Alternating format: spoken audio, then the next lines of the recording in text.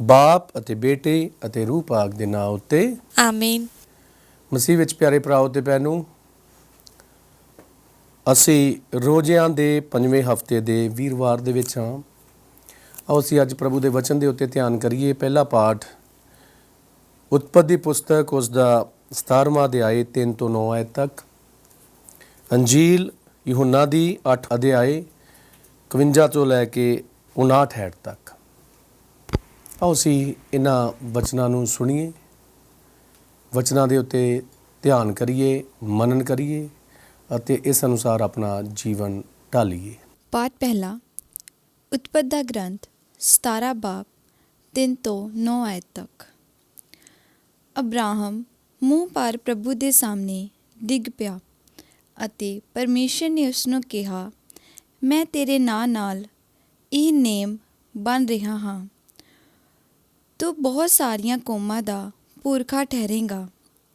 ਅੱਗੇ ਤੋਂ ਤੇਰਾ ਨਾਂ ਅਬਰਾਮ ਨਹੀਂ ਹੋਵੇਗਾ, ਸਗੋਂ ਅਬਰਾਹਮ, ਕਿਉਂਕਿ ਮੈਂ ਤੈਨੂੰ ਬਹੁਤ ਸਾਰੀਆਂ ਕੌਮਾਂ ਦਾ ਪਿਤਾ ਠਹਿਰਾਇਆ ਹੈ। ਮੈਂ ਤੈਨੂੰ ਬਹੁਤ ਸਾਰੀ ਸੰਤਾਨ ਦੇਵਾਂਗਾ ਜੋ ਕੌਮਾਂ ਦਾ ਰੂਪ ਧਾਰ ਲਵੇਗੀ। ਉਹਨਾਂ ਵਿੱਚੋਂ ਕੁਝ ਰਾਜੇ ਹੋਣਗੇ। ਮੈਂ ਆਪਣਾ ਨੇਮ ਤੇਰੇ ਅਤੇ ਤੇਰੇ ਅੱਗੇ ਆਉਣ ਵਾਲੀ ਸੰਤਾਨ ਨਾਲ ਬੰਨਾਂਗਾ। ਇਹ ਨੇਮ ਅਨੰਤ ਕਾਲ ਤੱਕ ਰਹੇਗਾ ਅਤੇ ਮੈਂ ਤੇਰੇ ਅਤੇ ਅਗਲੇ ਆਉਣ ਵਾਲੇ ਵੰਸ਼ ਦਾ ਪਰਮੇਸ਼ਰ ਠਹਿਰਾਂਗਾ। ਜਿਸ ਧਰਤੀ 'ਤੇ ਤੂੰ ਪਰਦੇਸੀ ਹੈ, ਅਰਥਾਤ ਕਨਾਨ ਦੀ ਧਰਤੀ, ਮੈਂ ਤੈਨੂੰ ਅਤੇ ਤੇਰੀ ਸੰਤਾਨ ਨੂੰ ਦੇਵਾਂਗਾ। ਮੈਂ ਉਹਨਾਂ ਦਾ ਪਰਮੇਸ਼ਰ ਹੋਵਾਂਗਾ। ਪਰਮੇਸ਼ਰ ਨੇ ਅੱਗੇ ਅਬਰਾਹਮ ਨੂੰ ਕਿਹਾ, ਤੂੰ ਹਰ ਹਾਲਤ ਵਿੱਚ ਮੇਰੇ ਨੇਮ ਦੀ ਪਾਲਣਾ ਕਰਨਾ। ਤੇਰੀਆਂ ਅੱਗੇ ਆਉਣ ਵਾਲੀਆਂ ਪੀੜ੍ਹੀਆਂ ਵੀ ਹਮੇਸ਼ਾ ਇਸ ਦੀ ਪਾਲਣਾ ਕਰਨ। ਇਹ ਪ੍ਰਭੂ ਦੀ ਪਵਿੱਤਰ ਬਾਣੀ ਹੈ। ਖੁਦਾ ਦਾ ਸ਼ੁਕਰ ਹੋਵੇ। ਪ੍ਰਭੂ ਤੁਹਾਡੇ ਨਾਲ ਹੋਵੇ ਅਤੇ ਤੁਹਾਡੇ ਰੂਹ ਦੇ ਨਾਲ ਵੀ ਹੋਵੇ। ਪਾਠ ਪਵਿੱਤਰ ਅੰਜੀਲ ਯਹੂਨਾ ਦੇ ਅਨੁਸਾਰ। ਤੇਰੀ ਵਡਿਆਈ ਹੋਵੇ ਐ ਪ੍ਰਭੂ। ਮੈਂ ਤੁਹਾਨੂੰ ਸੱਚ-ਸੱਚ ਕਹਿੰਦਾ ਹਾਂ, ਜੇਕਰ ਕੋਈ ਮੇਰੇ ਵਚਨ ਦੀ ਪਾਲਣਾ ਕਰਦਾ ਹੈ ਤਾਂ ਉਹ ਕਦੇ ਨਹੀਂ ਮਰੇਗਾ। ਯਹੂਦੀਆਂ ਨੇ ਉਸ ਨੂੰ ਕਿਹਾ, ਹੁਣ ਅਸੀਂ ਜਾਣ ਗਏ ਹਾਂ ਕਿ ਤੁਹਾਡੇ ਵਿੱਚ ਭੂਤ ਹੈ। ਅਬਰਾਹਮ ਮਰ ਗਿਆ, ਇਸੇ ਤਰ੍ਹਾਂ ਨਬੀ ਵੀ ਮਰ ਗਏ, ਅਤੇ ਤੁਸੀਂ ਕਹਿੰਦੇ ਹੋ ਕਿ ਜੇਕਰ ਕੋਈ ਮੇਰਾ ਵਚਨ ਦੀ ਪਾਲਣਾ ਕਰਦਾ ਹੈ ਤਾਂ ਮੌਤ ਦਾ ਸਵਾਦ ਕਦੇ ਨਹੀਂ ਚੱਖੇਗਾ। ਕਿ ਤੁਸੀਂ ਸਾਡੇ ਪਿਤਾ ਅਬਰਾਹਮ ਤੋਂ ਹੀ ਮਹਾਨ ਹੋ, ਜੋ ਮਰ ਗਿਆ ਹੈ, ਅਤੇ ਨਬੀ ਵੀ ਮਰ ਗਏ ਹਨ। ਤੁਸੀਂ ਆਪ ਕੀ ਹੋਣ ਦਾ ਦਾਅਵਾ ਕਰਦੇ ਹੋ? ਯਿਸੂ ਨੇ ਉੱਤਰ ਦਿੱਤਾ, ਜੇਕਰ ਮੈਂ ਆਪਣੀ ਵਡਿਆਈ ਆਪ ਕਰਾਂ ਤਾਂ ਮੇਰੀ ਵਡਿਆਈ ਕੁਝ ਵੀ ਨਹੀਂ ਹੈ। ਇਹ ਮੇਰਾ ਬਾਪ ਹੈ ਜੋ ਮੈਨੂੰ ਵਡਿਆਈ ਦਿੰਦਾ ਹੈ, ਜਿਸ ਨੂੰ ਤੁਸੀਂ ਕਹਿੰਦੇ ਹੋ ਕਿ ਉਹ ਤੁਹਾਡਾ ਖੁਦਾ ਹੈ। ਪਰ ਤੁਸੀਂ ਉਸ ਨੂੰ ਨਹੀਂ ਜਾਣਿਆ, ਮੈਂ ਉਸ ਨੂੰ ਜਾਣਦਾ ਹਾਂ। ਜੇਕਰ ਮੈਂ ਕਹਿੰਦਾ ਹਾਂ ਕਿ ਮੈਂ ਉਸ ਨੂੰ ਨਹੀਂ ਜਾਣਦਾ ਤਾਂ ਮੈਂ ਤੁਹਾਡੇ ਵਾਂਗ ਝੂਠਾ ਹੋਵਾਂਗਾ। ਪਰ ਮੈਂ ਉਸ ਨੂੰ ਜਾਣਦਾ ਹਾਂ ਅਤੇ ਉਸ ਦੇ ਵਚਨ ਦੀ ਪਾਲਣਾ ਕਰਦਾ ਹਾਂ। ਤੁਹਾਡਾ ਪਿਤਾ ਅਬਰਾਹਮ ਇਸ ਉੱਤੇ ਖੁਸ਼ ਹੋਇਆ ਕਿ ਉਹ ਮੇਰਾ ਦਿਨ ਵੇਖਣ ਵਾਲਾ ਹੈ। ਉਸ ਨੇ ਉਹ ਵੇਖਿਆ ਅਤੇ ਖੁਸ਼ ਹੋਇਆ। ਤਦ ਯਹੂਦੀਆਂ ਨੇ ਉਸ ਨੂੰ ਕਿਹਾ, ਤੁਹਾਡੀ ਉਮਰ ਅਜੇ 50 ਸਾਲ ਦੀ ਵੀ ਨਹੀਂ ਹੋਈ ਅਤੇ ਕੀ ਤੁਸੀਂ ਅਬਰਾਹਮ ਨੂੰ ਦੇਖਿਆ ਹੈ? ਯਿਸੂ ਨੇ ਉਹਨਾਂ ਨੂੰ ਕਿਹਾ, ਮੈਂ ਤੁਹਾਨੂੰ ਸੱਚ-ਸੱਚ ਕਹਿੰਦਾ ਹਾਂ, ਇਸ ਤੋਂ ਪਹਿਲਾਂ ਕਿ ਅਬਰਾਹਮ ਸੀ, ਮੈਂ ਹਾਂ। ਇਸ ਉੱਤੇ ਲੋਕਾਂ ਨੇ ਉਸ ਨੂੰ ਮਾਰਨ ਵਾਸਤੇ ਪੱਥਰ ਚੁੱਕੇ, ਪਰ ਉਸ ਨੇ ਆਪਣੇ ਆਪ ਨੂੰ ਲੁਕਾ ਲਿਆ ਅਤੇ ਹੈਕਲ ਤੋਂ ਬਾਹਰ ਨਿਕਲ ਗਿਆ। ਪ੍ਰਭੂ ਦੀ ਅੰਜੀਲ। ਤੇਰੀ ਮਹਿਮਾ ਹੋਵੇ ਐ ਮਸੀਹਾ। ਮਸੀਹ ਵਿੱਚ ਪਿਆਰੇ ਭਰਾਓ ਤੇ ਭੈਣੋ, ਅੱਜ ਪਾਕ ਕਲਾਮ ਦੇ ਵਿੱਚੋਂ ਅਸੀਂ 2 ਪਾਠ ਸੁਣੇ ਹਨ, ਉਤਪਤੀ ਪੁਸਤਕ ਦੇ ਵਿੱਚੋਂ ਤੇ ਅੰਜੀਲ ਯਹੂਨਾ ਦੀ। ਇਹਨਾਂ ਦੋਵਾਂ ਪਾਠਾਂ ਦੇ ਵਿੱਚ ਇੱਕ ਮਹਾਨ ਸ਼ਖਸ ਦਾ ਜ਼ਿਕਰ ਆਉਂਦਾ ਹੈ ਕਿ ਉਹ ਮਹਾਨ ਸ਼ਖਸ ਹੈ ਅਬਰਾਹਮ। ਜਦੋਂ ਅਸੀਂ ਉਤਪਤੀ ਪੁਸਤਕ ਉਸ ਦਾ 12ਵਾਂ ਅਧਿਆਇ ਪੜ੍ਹੀਏ, ਉੱਥੇ ਅਸੀਂ ਅਬਰਾਹਮ ਦੀ ਬੁਲਾਹਟ ਦੇ ਬਾਰੇ ਸੁਣਦੇ ਹਾਂ। ਅੱਜ ਖੁਦਾ ਅਬਰਾਹਮ ਦੇ ਨਾਲ ਨੇਮ ਬਣ ਰਿਹਾ ਹੈ। ਇਹ ਨੇਮ ਬੰਨਣ ਦਾ ਅਤੇ ਅਬਰਾਹਮ ਦੇ ਨਾਲ ਗੱਲਾਂ ਕਰਨ ਦਾ, ਵਾਰਤਾਲਾਪ ਕਰਨ ਦਾ ਕਾਰਨ ਕੀ ਸੀ? ਉਹ ਅਸੀਂ 12ਵੇਂ ਅਧਿਆਏ ਦੇ ਵਿੱਚ ਪੜ੍ਹਦੇ ਹਾਂ। ਜਦੋਂ ਖੁਦਾ ਨੇ ਅਬਰਾਹਮ ਨੂੰ ਆਖਿਆ ਕਿ ਆਪਣੇ ਜੀਆ ਜੰਤ ਨੂੰ, ਆਪਣੇ ਰਿਸ਼ਤੇਦਾਰਾਂ ਨੂੰ, ਆਪਣੇ ਭੈਣ ਭਰਾਵਾਂ ਨੂੰ ਛੱਡ ਕੇ ਉਸ ਧਰਤੀ ਵੱਲ ਜਾ ਜਿਹੜੀ ਮੈਂ ਤੈਨੂੰ ਦੇਵਾਂਗਾ। ਪਿਆਰਿਓ, ਅਬਰਾਹਮ ਬਿਨਾਂ ਕਿਸੇ ਝਿਜਕ ਦੇ, ਬਿਨਾਂ ਕਿਸੇ ਦੀ ਸਲਾਹ ਲਏ, ਆਪਣੇ ਪਰਿਵਾਰ ਦੇ ਨਾਲ ਉਹ ਧਰਤੀ ਵੱਲ ਨੂੰ ਰਵਾਨਾ ਹੋ ਗਿਆ, ਸਿਰਫ ਇਸ ਗੱਲ ਦੇ ਉੱਤੇ ਭਰੋਸਾ ਕਰਕੇ ਕਿ ਖੁਦਾ ਨੇ ਉਸ ਨੂੰ ਉੱਥੇ ਜਾਣ ਦੇ ਲਈ ਕਿਹਾ।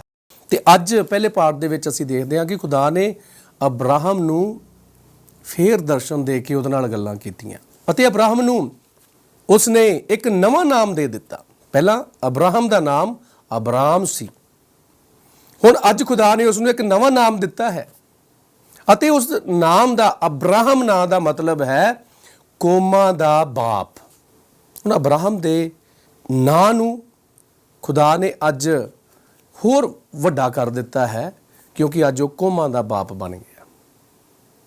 ਉਸ ਦੇ ਬਾਅਦ ਖੁਦਾ ਨੇ ਉਹਦੇ ਨਾਲ ਹੋਰ ਵੀ ਵਾਅਦੇ ਕੀਤੇ ਕਿ ਮੈਂ ਤੇਰੀ ਸੰਤਾਨ ਦੀ ਗਿਣਤੀ ਵਧਾਵਾਂਗਾ। ਕੌਮਾਂ ਦਾ ਬਾਪ, ਸੰਤਾਨ ਦੀ ਗਿਣਤੀ, ਅਤੇ ਉਸ ਦੇ ਬਾਅਦ ਸੰਤਾਨ ਦੇ ਵਿੱਚੋਂ ਰਾਜੇ ਪੈਦਾ ਹੋਣਗੇ। ਦੇਖੋ ਕਿੰਨੀ ਵੱਡੀ ਬਰਕਤ। ਬਰਕਤ ਕਿਉਂ ਮਿਲੀ? ਖੁਦਾ ਦੇ ਨਾਲ ਗੱਲਾਂ ਕਿਉਂ ਹੋਈਆਂ? ਕਿਉਂ ਉਸ ਨੂੰ ਕੌਮਾਂ ਦਾ ਬਾਪ ਮੁਕਰਰ ਕੀਤਾ ਗਿਆ?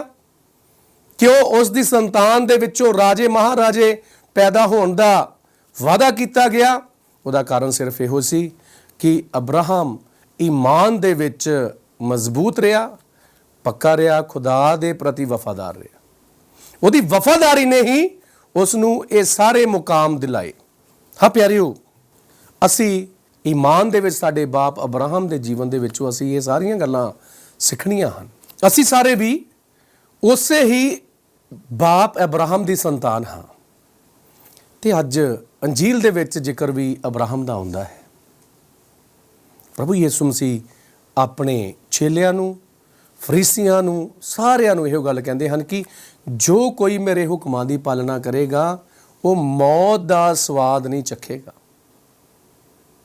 ਤੇ ਯਹੂਦੀ ਅਤੇ ਜਿੰਨੇ ਵੀ ਧਰਮ ਗ੍ਰੰਥੀ ਸਨ ਉਹ ਕਹਿਣ ਲੱਗੇ ਕਿ ਤੂੰ ਤੇ ਫਿਰ ਸਾਡੇ ਬਾਪ ਅਬਰਾਹਮ ਤੋਂ ਹੀ ਮਹਾਨ ਹੋ ਗਿਆ, ਉਹ ਤੇ ਮਰ ਗਿਆ, ਉਹ ਤੇ ਕੁਝ ਸਾਲ ਜੀਵਨ ਗੁਜ਼ਾਰ ਕੇ ਮਰ ਗਿਆ, ਨਬੀ ਵੀ ਮਰ ਗਏ, ਫਿਰ ਤੂੰ ਤੇ ਸਾਰੇ ਨਬੀਆਂ ਤੋਂ, ਬਾਪ ਅਬਰਾਹਮ ਤੋਂ ਹੀ ਮਹਾਨ ਹੈ।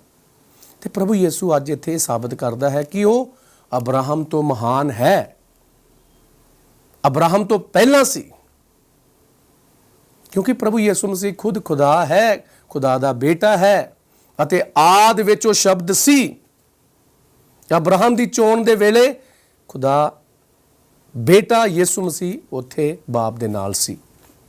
ਹਾਂ ਪਿਆਰਿਓ, ਫਰੀਸੀਆਂ ਅਤੇ ਧਰਮ ਗ੍ਰੰਥੀਆਂ ਦੇ ਵਾਂਗ ਅਸੀਂ ਵੀ ਕਈ ਵਾਰੀ ਯਿਸੂ ਦੇ ਉੱਤੇ ਈਮਾਨ ਰੱਖਣ ਦੇ ਵਿੱਚ ਅਸੀਂ ਵੀ ਢਿੱਲੇ ਪੈ ਜਾਂਦੇ ਹਾਂ। ਅਸੀਂ ਵੀ ਖੁਦਾ ਦੇ ਉੱਤੇ ਈਮਾਨ, ਉਹਦੀਆਂ ਗੱਲਾਂ ਦੇ ਉੱਤੇ ਈਮਾਨ ਨਹੀਂ ਰੱਖਦੇ ਤੇ ਸਾਨੂੰ ਪਤਾ ਨਹੀਂ ਲੱਗਦਾ ਹੈ ਕਿ ਅਸੀਂ ਸਹੀ ਹਾਂ ਜਾਂ ਗਲਤ ਹਾਂ। ਹੁਣ ਫਰੀਸੀ ਆਪਣੇ ਆਪ ਨੂੰ ਕੀ ਕਹਿ ਰਹੇ ਸੀ ਕਿ ਉਹ ਸਹੀ ਹਨ। ਉਹ ਯਿਸੂ ਮਸੀਹ ਦੇ ਉੱਤੇ ਦੋਸ਼ ਲਾ ਰਹੇ ਸਨ, ਉਸ ਨੂੰ ਪਥਰਾਓ ਕਰਨਾ ਚਾਹੁੰਦੇ ਸਨ ਕਿਉਂਕਿ ਉਸਨੇ ਆਪਣੇ ਆਪ ਨੂੰ ਅਬਰਾਹਮ ਤੋਂ ਵੀ ਮਹਾਨ ਦੱਸਿਆ। ਤੇ ਅਸੀਂ ਇਹ ਜਾਣਨਾ ਹੈ ਕਿ ਸਾਡਾ ਪ੍ਰਭੂ ਸੱਚਮੁੱਚ ਮਹਾਨ ਹੈ ਤੇ ਅਸੀਂ ਅਬਰਾਹਮ ਦੀ ਸੰਤਾਨ ਤੇ ਹੈ ਹੀ ਹਾਂ ਤੇ ਨਾਲ ਹੀ ਨਾਲ ਅਸੀਂ ਪ੍ਰਭੂ ਯਿਸੂ ਦੇ ਵੀ ਬੱਚੇ ਬੱਚੀਆਂ ਹਾਂ, ਅਸੀਂ ਉਸ ਦੀ ਵੀ ਸੰਤਾਨ ਹਾਂ।